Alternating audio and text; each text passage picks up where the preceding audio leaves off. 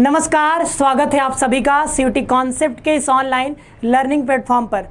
आज की वीडियो उन सभी स्टूडेंट्स के लिए होने वाली है जिन्होंने भी यूजी या फिर पीजी के लिए अप्लाई किया है।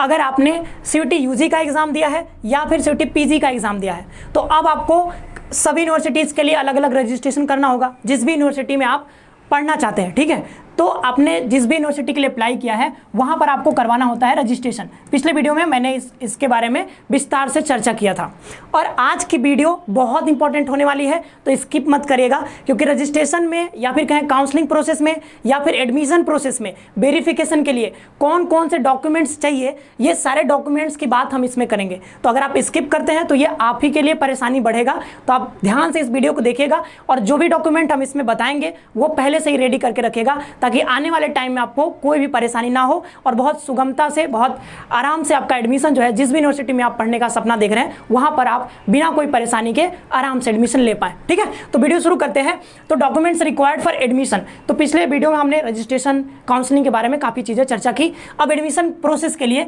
कौन कौन सा डॉक्यूमेंट चाहिए, तो कुछ डॉक्यूमेंट्स है जो नहीं रहेगा तो फिर एडमिशन लेने का तो सपना मतलब आप पूरा ही नहीं कर सकते। ठीक है, तो आपको कम से कम ये दोनों चीज़ें तो होनी ही चाहिए अगर आप पीजी में जा रहे हैं एडमिशन लेने। ठीक है, तो 10th और 12th के साथ साथ आपके पास ग्रेजुएशन की मार्कशीट्स और डिग्री सर्टिफिकेट आपको मिलेगा। ठीक है, वो भी होना चाहिए अगर आप पीजी के लिए जा रहे हैं एडमिशन लेने। अगर आप यूजी में जा रहे हैं तो 10th और 12th की मार्कशीट और सर्टिफिकेट दोनों होनी चाहिए। ठीक है, सर्टिफिकेट प्लस मार्कशीट दोनों होनी चाहिए, ये लगेगा आपको। इसके बाद फोटो होनी चाहिए आपके पास, सिग्नेचर अब पहले से करके नहीं रखना है। ठीक है, जब आप ऑफलाइन में जाते हैं वेरिफिकेशन के लिए तो वहाँ पर तो आप खुद ही कर सकते हैं। आधार कार्ड भी रख लीजिएगा। देखिए, मैं दोनों चीज़ें बता रहा हूँ इसमें। अगर ऑनलाइन जब आप रजिस्ट्रेशन करेंगे ना, रजिस्ट्रेशन, तो ये आपको उस टाइम भी लगेगा। ठीक है, और जब आप वेरिफिकेशन के लिए जाएंगे तब भी ये लगेगा, तो रेडी तो आपको करना ही है। ठीक है, जैसे बीएचयू का हो रहा है, डीयू का हो रहा है रजिस्ट्रेशन, तो ये अभी आपका लग गया होगा, आपने सबमिट कर दिया होगा। लेकिन जब आप ऑफलाइन वेरिफिकेशन के लिए जाएंगे तो वहाँ भी ये सारी चीज़ें मांगी जाएंगी, तो ध्यान दीजिएगा और ओरिजिनल आप रखिएगा। ठीक है, 10th 12th का सारा ओरिजिनल रख के आइएगा। ठीक है, ग्रेजुएशन की मार्कशीट होगी। आगे हम बात करते हैं फोटो, साइन और आधार कार्ड, ये सारी चीज़ें आपको चाहिए। पासपोर्ट साइज फोटो चाहिए, और देखिए कास्ट सर्टिफिकेट और फिर इनकम सर्टिफिकेट। इस चीज़ में थोड़ा सा देखिए ध्यान से समझिएगा। कास्ट सर्टिफिकेट आप अगर किसी डिग्री से किसी कैटेगरी से बिलोंग करते हैं, ठीक है, आप ओबीसी एनसीएल हैं, ठीक है, या फिर ईडब्ल्यूएस हैं, ठीक है, या फिर एसटी एससी किसी भी कैटेगरी से आते हैं, ठीक है, तो आपको सेंट्रल लेवल का जो है कास्ट सर्टिफिकेट बनाना है। अगर आप किसी भी सेंट्रल यूनिवर्सिटी में एडमिशन लेने जा रहे हैं तब, स्टेट यूनिवर्सिटी में स्टेट वाला चल जाएगा, बट अगर सेंट्रल यूनिवर्सिटी में जा रहे हैं तो सेंट्रल लेवल का आपको सर्टिफिकेट चाहिए, कास्ट सर्टिफिकेट। ठीक है, इसके बाद इनकम सर्टिफिकेट की बात करते हैं, तो इनकम सर्टिफिकेट अगर आप ईडब्ल्यूएस से हैं या फिर आप ओबीसी एनसीएल से हैं तो कई बार जो है मतलब कुछ यूनिवर्सिटी द्वारा आपको ये इनकम सर्टिफिकेट भी मांगा जाता है। ठीक है, तो जो भी मैं यहाँ पर मेंशन कर रहा हूँ ना, तो कुछ चीज़ें मांगा भी जा सकता है, कुछ चीज़ें नहीं भी मांगा जा सकता है, लेकिन बेटर यही होगा कि आप सभी चीज़ें अभी से रेडी करके रखिए, क्योंकि बहुत सारी यूनिवर्सिटीज़ हैं, हो सकता है इसमें ना हो एडमिशन तो उसमें होगा, तो क्या पता वहाँ पर ये मांगा जाए। तो जहाँ भी मांगा जाएगा तो उस चीज़ का ध्यान रखिएगा, तो पहले से आपको रेडी करके रखना है। और कहीं कहीं पर डोमिसाइल सर्टिफिकेट, निवास प्रमाण पत्र भी मांगा जाता है कि आप कहाँ के रहने वाले। ठीक है, तो वो भी सर्टिफिकेट आपको रेडी करा के रखना है, और कोशिश करिएगा कि आप सेंट्रल लेवल का बनवाएं, तो वो स्टेट यूनिवर्सिटी में भी काम आ जाएगा और सेंट्रल यूनिवर्सिटी में भी काम आ जाएगा। ठीक है, और कई बार देखिए ये जो है वो, जैसे डीयू की बात करें हम, तो वो बोले हैं कि आपका 31 मार्च 2023 के बाद का होना चाहिए,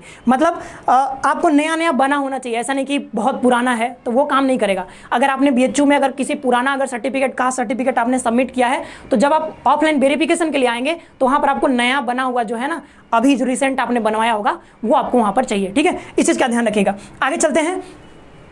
आगे यहाँ पर देखेंगे आप बर्थ सर्टिफिकेट, तो बर्थ सर्टिफिकेट अलग से बनवाने की जरूरत नहीं है। आप यहाँ पर 10th मार्कशीट जो आप लेकर के आएंगे ना, वही आपका बर्थ सर्टिफिकेट का ठीक है, वो काम कर देगा, तो कोई दिक्कत नहीं है। इसके लिए अलग से कोई बर्थ सर्टिफिकेट बनवाने की जरूरत नहीं है। सीयूटी स्कोर कार्ड आप लेकर के आइएगा। हालांकि कई यूनिवर्सिटी में अपलोड नहीं कराया जा रहा है, जैसे बीएचयू ने कहा कि हम जो है वो एनटीए के जो डेटा है वहीं से हम ले लेंगे, बट अगर कहीं पर अगर ऑफलाइन वेरिफिकेशन में अगर आपको मांगा जाता है, जब ऑफलाइन आएंगे वेरिफिकेशन के लिए वहाँ पर मांगा जाएगा तो ये लेकर के आइएगा, ठीक है, ये अपने पास रखेगा। और सीसी और टीसी, देखिए जब आप रजिस्ट्रेशन कराएंगे तो वहाँ पर आप अंडरटेकिंग भी भर सकते हैं, ठीक है, क्योंकि हो सकता है अभी आपके पास सीसी और टीसी ना हो, कैरेक्टर सर्टिफिकेट और ट्रांसफर सर्टिफिकेट, बट जब आप ऑफलाइन वेरिफिकेशन के लिए आएंगे तो आपके पास ये होना चाहिए। आप पहले से इशू करा लीजिएगा अपने, जहाँ भी आप पहले से अगर यूजी किए हैं या फिर पीजी सॉरी आपने 12th जहाँ से पास किया या फिर आपने यूजी पास किया है तो वहाँ से आप ये रख लीजिएगा, सीसी और ट्रांसफर सर्टिफिकेट आपको वहीं से मिलेगा, ठीक है। फिर माइग्रेशन सर्टिफिकेट की बात करते हैं। देखिए कई सारे स्टूडेंट्स होते हैं ना जो कि दूसरे स्टेट से आते हैं दूसरे स्टेट में पढ़ने, मतलब आप एक स्टेट से दूसरे स्टेट में किसी यूनिवर्सिटी में एडमिशन लेते हैं। मान लीजिए मैं बिहार से हूँ और बिहार से मैं बीएचयू में एडमिशन लेने आता हूँ, ठीक है, तो मैं बिहार से आ रहा हूँ उत्तर प्रदेश में, तब मुझे एक मांगा जाएगा हमसे माइग्रेशन सर्टिफिकेट जो कि इशू किया जाएगा, ठीक है, तो वो आपको माइग्रेशन सर्टिफिकेट बनवा लेना, ठीक है। और इसके बाद अगर आप किसी स्पेशल कोटा से बिलोंग करते हैं, एक्स्ट्रा करिकुलर एक्टिविटीज़ में है, स्पोर्ट कोटा में है, ठीक है, एम्प्लॉय कोटा में है, मतलब आपके माता पिता कोई भी अगर काम करते हैं यूनिवर्सिटी में, अगर कोई स्टाफ है तो उनका आपके पास एम्प्लॉय कोटा होता है, ठीक है। पीडब्ल्यूडी सर्टिफिकेट आपके पास होगा, वो भी आप रख लीजिएगा अगर किसी स्पेशल कोटा में से, और एनसीसी वो भी सर्टिफिकेट होंगे तो वो भी रख लीजिएगा, सारा काम आएगा आपका, ठीक है। तो ये मोटा मोटी जो है ये सारे डॉक्यूमेंट्स थे जो कि आपको बहुत जरूरी है आपके अपने पास रखने के लिए, ठीक है। और अब यहाँ पर एक और सवाल उठता है, छोटा सा सवाल है कि अगर मान लीजिए मैं SC/ST से हूँ, ठीक है, SC/ST से हूँ या फिर OBC से हूँ, ठीक है, सॉरी OBC से हूँ, OBC NCL से, मान लीजिए मेरे पास कास्ट सर्टिफिकेट नहीं है तो मैं क्या करूँगा, मेरा एडमिशन नहीं होगा, आपका भी एडमिशन होगा, लेकिन तब आपको कैटेगरी से नहीं हो पाएगा, ठीक है, मतलब आप अगर सर्टिफिकेट नहीं देते हैं तो फिर उनको कैसे पता चलेगा, तब आपका एडमिशन जो है वो जनरल कैटेगरी से होगा, ठीक है, जनरल कैटेगरी से होगा, अनरिजर्व से, तो इसका ध्यान रखिएगा। तो अगर आपके पास सर्टिफिकेट नहीं है तो फिर जनरल वाले से एडमिशन आपको लेना पड़ेगा, ठीक है।